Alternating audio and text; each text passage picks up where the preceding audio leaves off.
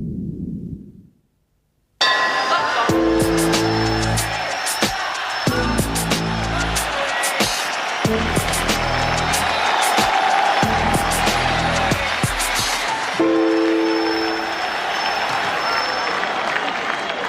palais des sports archi-comble à Bercy avec une affiche Rufus Kaman qu'on a déjà eu l'occasion de vous présenter, mais là c'est le combat revanche. Son adversaire, il a 27 ans.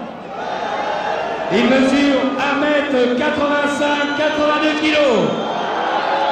45 combats, 44 victoires dont 27 par KO. Il est champion du monde en titre de boxe américaine. C'est une immense star également, mesdames et messieurs. Il est invaincu depuis 10 ans. On l'accueille aussi comme il le mérite et comme il se doit à l'américain. Rick Rufus. Voilà, ici Rick Rufus était inconnu lorsqu'il s'est présenté le 20 décembre 91 à Bercy. Ben, cette fois-ci, on sait à qui on a affaire et Kaman sait à qui il a affaire. Il aurait aimé, c'est vrai, le Hollandais effectuer cette revanche en kickboxing, sa technique favorite étant les low kicks qui ne sont pas autorisés aujourd'hui une fois de plus dans ces règles ISKA. Les coups de pied au-dessus de la ceinture sont autorisés, un minimum de 8 coups de pied par round sont requis et les saisies et projections sont elles aussi écartées.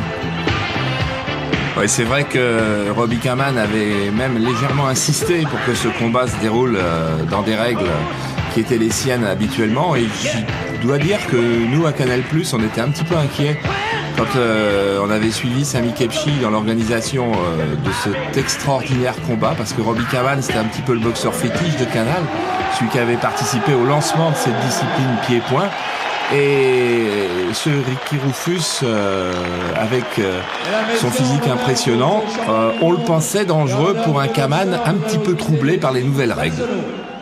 Un petit peu troublé et puis qui sans doute n'est plus au zénith de sa carrière. Maintenant, il a accepté quand même cette revanche. Alors Charles Bétric est à mes côtés. Qu'est-ce qu'on peut attendre ? La fin des hymnes d'abord.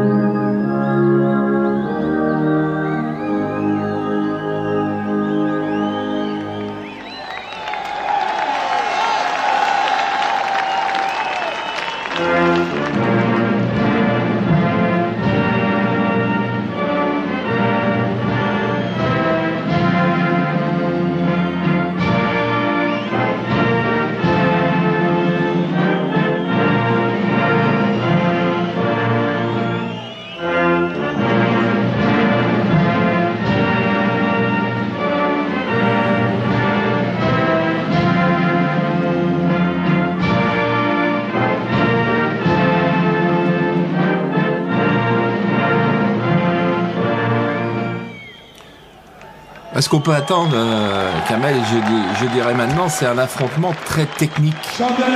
Parce que avec ces règles du full contact, Kaman va devoir sortir tout son arsenal technique pour s'imposer à la force de Rufus. Et c'est ça qui était mystérieux, c'est ça qui était étrange, c'est ça qui était inquiétant, c'est ça qui était un peu angoissant et qui faisait qu'autour du ring, ce jour-là, eh bien, on a beaucoup de frissons. Les armes de Rick Rufus, on les connaît, donc maintenant c'est d'abord une très bonne boxe anglaise qu'il a apprise aux côtés de son père, et puis ses coups de pied dont on ne sait pas exactement ni d'où ils partent ni où ils arrivent, qui ont fait beaucoup de dégâts lors de la première rencontre, et puis du punch aussi, puisqu'on s'en souvient, Rob Kaman était allé au tapis à plusieurs reprises à cette première rencontre. Et puis c'est aussi un homme de spectacle, hein. Regardez cette tenue aux couleurs américaines, elle séduit énormément les 12 000 personnes qui sont à Bercy ce jour-là. Et puis, immédiatement, son sens du spectacle, mais aussi son sens de l'intimidation. Il en faut sûrement plus pour faire peur à Kaman, qu'un regard un petit peu gouailleur, un petit peu provocateur, mais bien d'autres adversaires ont déjà perdu le match contre Rufus à ce moment-là, au moment de l'intimidation et des secondes qui précèdent le début du combat. Rufus qui est donc invaincu depuis 10 ans. Le doute n'a toujours pas trouvé place dans son esprit. Et cette fois-ci, dans son coin, on retrouve son frère Jeff Rufus qui s'entraîne avec lui, qui a un club à Milwaukee, alors que Rick Rufus, lui, est né et habite Atlanta. Et dans le coin de Rob Kaman, André Manhart du Meiji Jin n'a pas fait le déplacement cette fois. C'est Bob Schreiber, un autre boxeur qui est venu assister Rob Kaman. C'est parti pour 12 reprises de 2 minutes.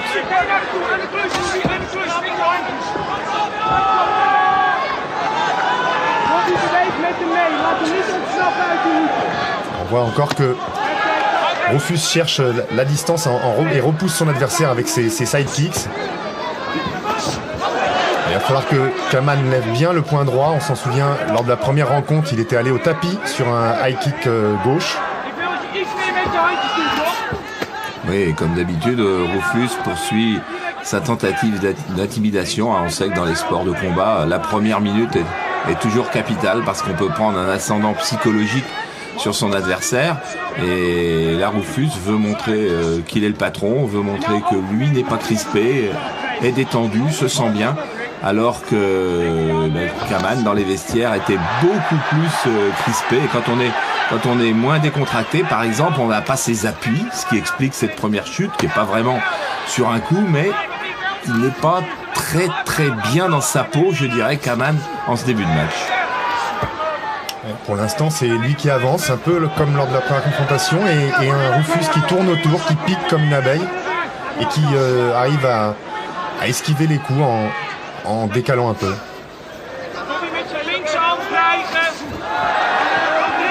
Alors, on peut s'attendre encore à un combat très spectaculaire de la part de Rufus, spectaculaire dans les techniques de jambes.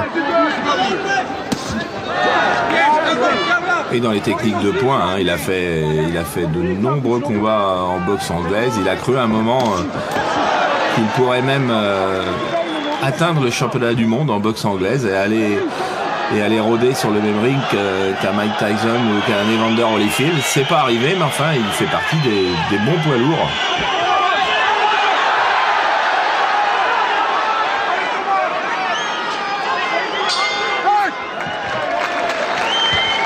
Voilà, une première reprise qui nous a montré un Rufus plus à l'aise que Kaman.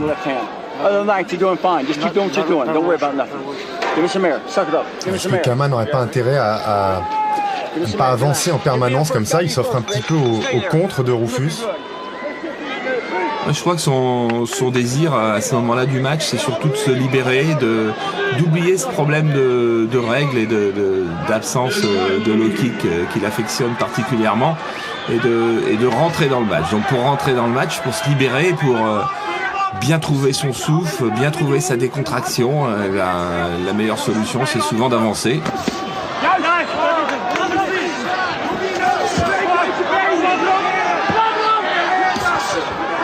Rufus qui est extrêmement productif, encore un de ses high kicks jambe gauche qui vient taper à la tempe.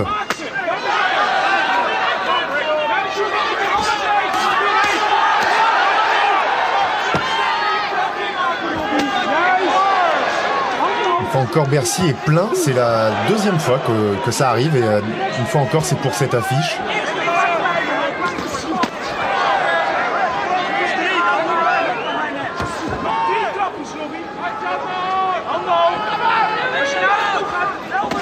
Rob Kaman, on sent qu'il n'est vraiment pas à l'aise dans cette discipline. On sent qu'il lui manque des enchaînements, quoi. Il fait de bonnes choses, en haut. Voilà. Et... Oh là là, il a été piqué. Il y a eu un doublé du crochet gauche. Et si le premier a, semble-t-il, touché le nez, le second, lui, est vissé. Ah non, il reviendra pas. Ah non, c'est fini. C'est fini. Il a jamais réussi à trouver sa distance. Il a jamais réussi à se libérer. Et donc, il était exposé, crispé, pas bien dans l'allure, on dirait, Kaman. Et il s'est fait piquer par la force, par la précision de Rufus. Ouais, on pouvait vraiment s'attendre à tout, mais pas forcément à un combat qui se termine aussi vite. Le premier nous avait amené pendant 12 reprises. Et là, il aura fallu un peu moins de 2 rounds pour que Rick Rufus impose son style et confirme sa suprématie mondiale.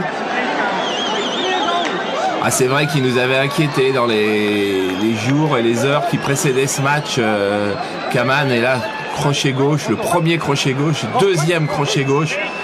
Kamel vous disait tout à l'heure qu'en boxe anglaise, il avait des qualités énormes, Rufus. Et bien là, c'est avec ses points qu'il va faire la décision.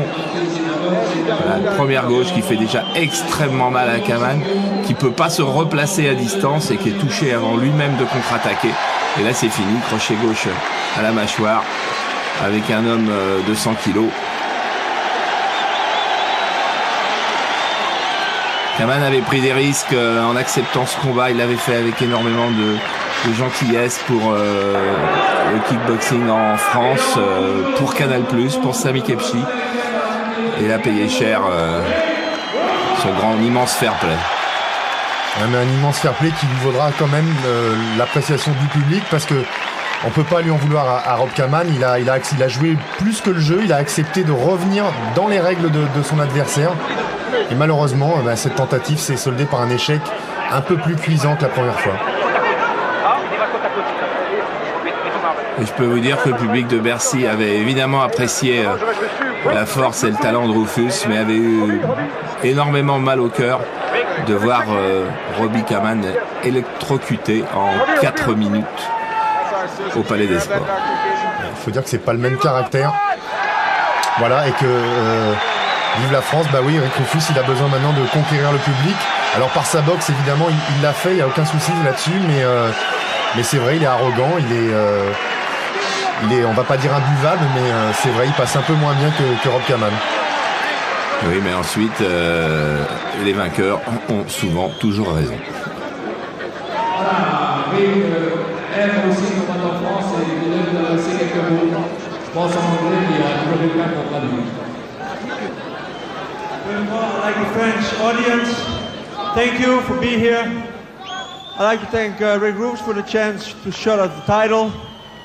I hope he's that fair and will come one time on my term, on kickboxing or Thai boxing, even if it's not his style. I did it for him also. Okay? Ouais, voilà, il remercie évidemment le public. Il remercie Rick Rufus de lui avoir permis de combattre pour un titre mondial, mais il espère qu'il lui rendra la monnaie de sa pièce en acceptant de venir soit en kickboxing, soit en boxe thaï. Lui, en tout cas, il l'a fait pour Rick. Merci pour eux.